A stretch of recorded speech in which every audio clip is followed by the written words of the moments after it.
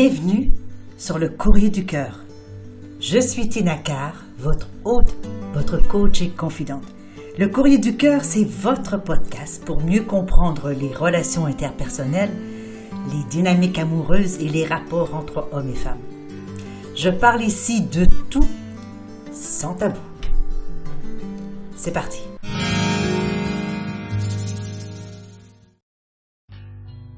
Bonjour tout le monde, je suis très contente de vous retrouver aujourd'hui pour le 14e épisode du Courrier du Cœur. Merci d'être là encore. Nous recevons aujourd'hui une lettre de Sylvie qui va comme suit. Chère Tina, j'étais en couple avec un pervers narcissique et je m'en suis rendu compte petit à petit à cause de ses agissements. Je ne savais pas ce que c'était un pervers narcissique jusqu'à ce que j'aille regarder sur Google. Notre relation a duré 3 ans. Beaucoup de tensions, de disputes, de critiques. Il me rabaissait constamment, puis il y a la tromperie. Mais je lui ai pardonné car il m'harcelait beaucoup. On en est même venu aux mains. Il s'est retenu alors, mais pour moi c'était allé trop loin, je l'ai donc quitté. Actuellement, j'ai du mal à me reconstruire. Il ne me manque pas, mais quand quelqu'un vous rabaisse tous les jours, c'est difficile de se retrouver.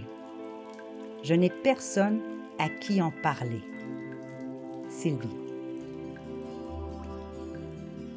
Sylvie, d'abord, merci de partager avec nous votre histoire et je dois vous avouer franchement que cette histoire va probablement résonner chez beaucoup de personnes, beaucoup de nos auditeurs, auditrices, parce que le phénomène du pervers narcissique est devenu presque à la mode, si je peux dire. On en parle beaucoup, mais je ne sais pas si tout le monde sait exactement ce que ça peut impliquer. Alors, vous avez décrit dans votre lettre certains comportements qui, évidemment, sont adéquats à la description du pervers narcissique, mais je vais me permettre, si vous le voulez bien, de prendre un petit moment pour pouvoir vous expliquer les caractéristiques du manipulateur narcissique selon l'auteur qui se nomme Isabelle Nazar-Aga, que j'aime beaucoup, qui a écrit un livre en 1997 qui s'appelle « Les manipulateurs sont parmi nous » aux éditions de l'Homme.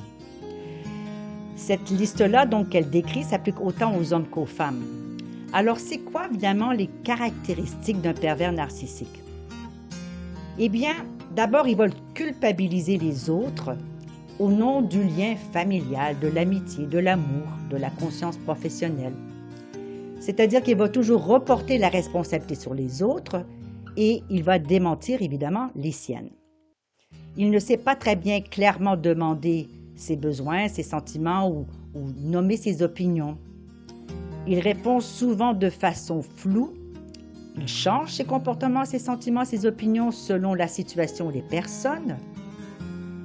Il croit que les autres doivent être parfaits, qu'ils ne doivent jamais changer d'avis et qu'ils doivent répondre à tout moment à ses besoins, à ses questions. Il met en doute les qualités, les compétences et la personnalité des autres, et alors que lui n'aime pas avoir le critique ou être dévalorisé ou être jugé. Il sait évidemment mener la zizanie et créer la suspicion chez les autres. Il se place en victime pour qu'on le plaigne. Il utilise des principes moraux pour assouvir ses besoins. Il menace de façon déguisée, souvent sous forme de chantage. Il aime évidemment mentir. Il prêche le faux pour avoir le vrai. Il est très égocentrique. Il peut être jaloux. Il utilise souvent le dernier moment pour ordonner ou faire agir autrui. Il flatte pour vous plaire, des cadeaux, etc., pour finalement complètement faire le contraire quelques instants plus tard. Il produit un sentiment de malaise ou de non-liberté.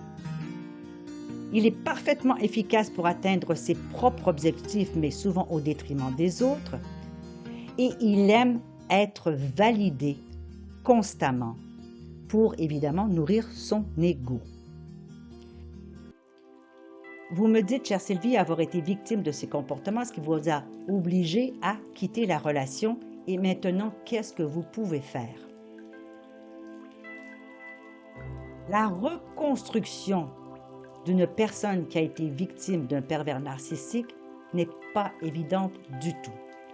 Pourquoi? Parce qu'en sortant d'une telle relation, c'est que la valeur qu'on s'accorde à soi-même est tellement diminuée parce qu'elle a été fracassée, elle a été malmenée, elle a été foudroyée, si je puis dire, par l'autre. Alors, ce qui reste de notre valeur à nos yeux est vraiment, vraiment, vraiment petit, finalement. Alors, souvent, les pervers narcissiques vont vous dire, bon, ben, regarde, je peux te remplacer par quelqu'un d'autre, t'es pas si spécial que ça, etc., etc. Donc, ça fait en sorte qu'on se regarde et on dit, mais qui suis-je, moi, pour être aimé? Qui suis-je, moi, pour mériter quelque chose? Qui suis-je, moi, pour pouvoir avoir une autre personne qui va être capable de m'aimer comme je mérite d'être aimé? Est-ce que seulement je mérite d'être là, d'être en amitié, en amour, en affaires? Est-ce que simplement je le mérite? Donc, c'est compliqué tout ceci. Alors, je vais vous donner, Sylvie, quelques outils, quelques trucs pour vous aider à vous reconstruire. Ceci est bon autant pour vous que pour les hommes, mais je vais vous donner particulièrement des petits trucs parce que vous êtes évidemment une femme. Alors, premièrement, je vous dirais, entourez-vous de femmes. Entourez-vous de nanas, entourez-vous d'amis, entourez-vous de tantes, de mères, de copines, de collègues de travail. Parce que les femmes, entre elles, ont cette capacité de renouer, de reconstruire, de revaloriser, de donner finalement de la valeur au féminin. En contact avec le féminin, vous allez reprendre contact avec votre propre féminin. Dans les conversations, dans les activités, dans les échanges. Deuxième chose, c'est de reprendre une activité qui vous fait du bien. Une activité créatrice, une activité de création. Ça peut être très simple. Je dessine, je colore des mandalas, je vais au café poterie là, et je fais simplement de la céramique, je fais de la cuisine, je fais des gâteaux, je fais mes décorations de Noël, je fais les décorations d'été, j'en sais rien. Quelque chose qui va mettre à profit votre créativité.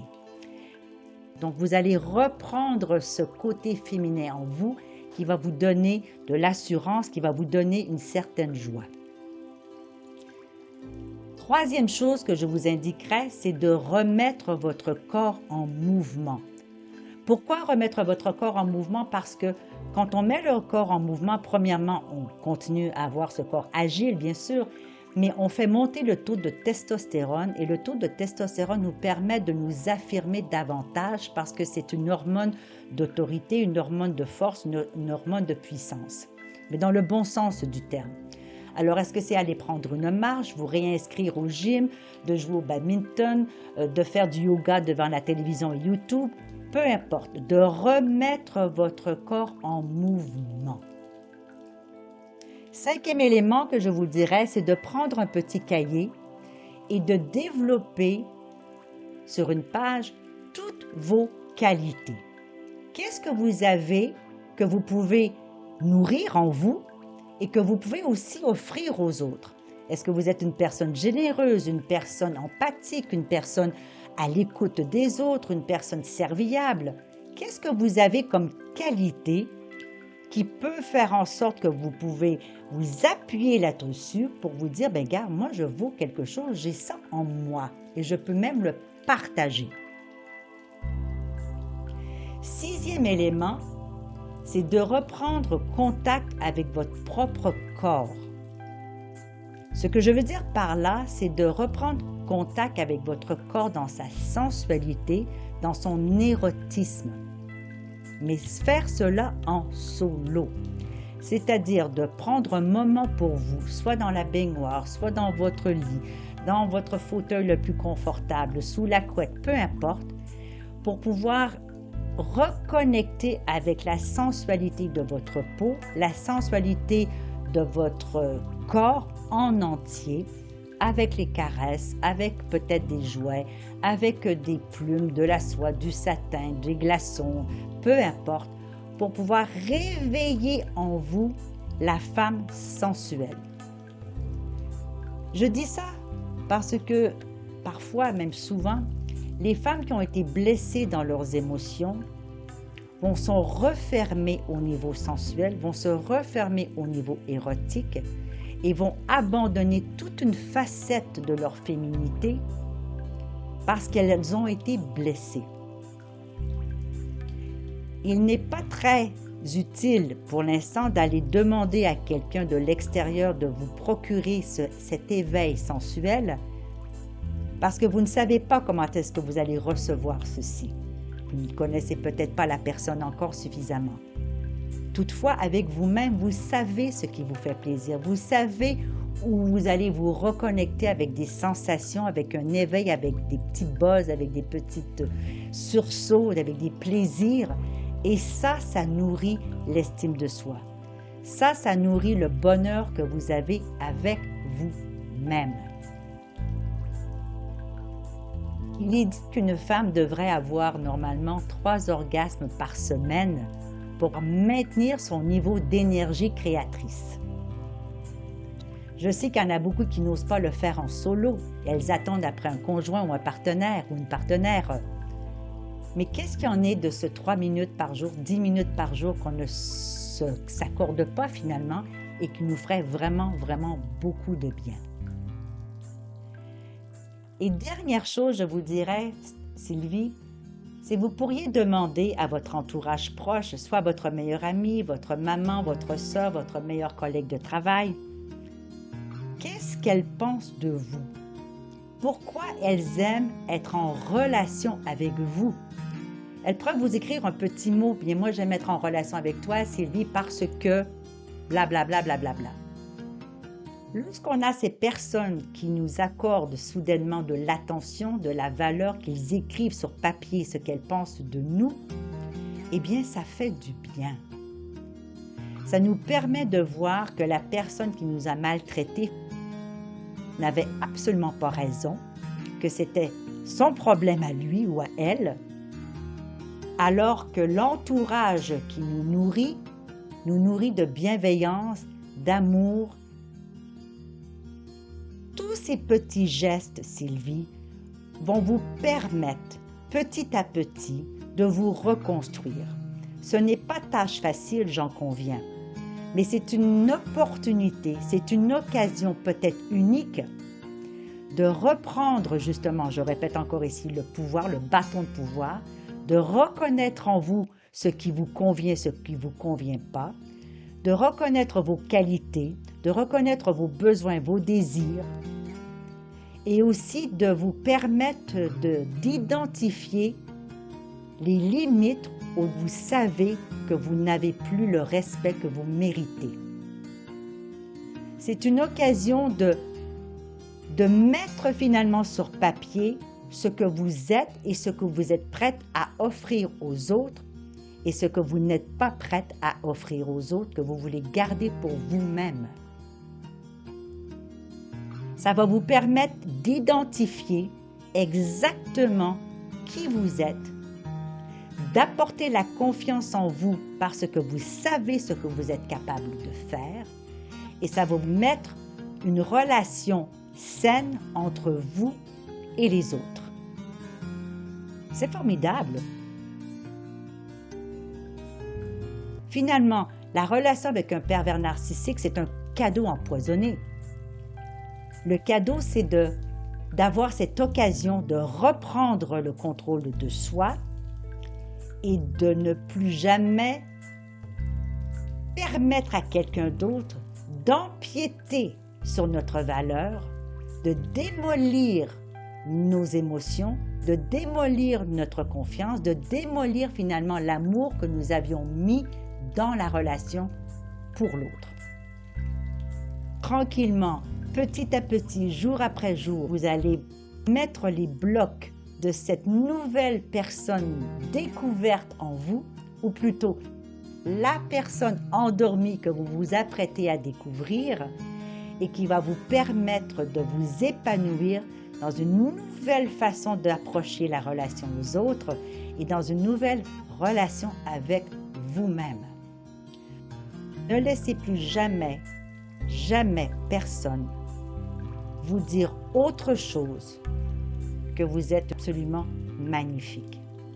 Nous avons chacune nos défauts, chacun nos travers, mais il ne demeure pas moins que chaque individu est une personne unique qui mérite l'amour, le respect et la considération des autres. Sinon, ces personnes-là sont des personnes toxiques qui ne méritent ni notre attention, ni notre amour, ni notre temps. Alors, bravo à vous, Sylvie, d'avoir quitté la relation. Bravo à vous d'être venu vers nous pour nous expliquer votre situation et de permettre à travers ce podcast peut-être d'identifier certaines choses, certains comportements, certains outils qui vont permettre à vous et aux autres de reprendre le chemin de leur vie, de votre vie, Sylvie. Et je suis certaine qu'un jour, si vous le souhaitez, avec la force que vous aurez repris, vous serez capable dorénavant d'entrer dans des relations qui seront plus saines et dans lesquelles vous saurez vous épanouir et grandir seul et ensemble avec l'autre. J'espère que ceci vous a aidé et je vous souhaite vraiment beaucoup de bonheur. Nous voilà à la fin de cet épisode du Courrier du Cœur. Merci d'avoir été là et d'avoir partagé ce moment avec moi. J'espère que vous y avez trouvé de la valeur. Si vous ne l'avez pas déjà fait, eh bien, je vous invite à vous abonner à ce podcast afin de manquer aucun épisode. Et vous pourriez, par la même occasion, si le cœur vous en dit, écrire un commentaire ou laisser une appréciation avec quelques étoiles. Alors, je vous retrouve dans un prochain épisode du Courrier du Cœur. Mon nom est Tina Carr, je suis votre hôte, votre coach et votre confident. À bientôt.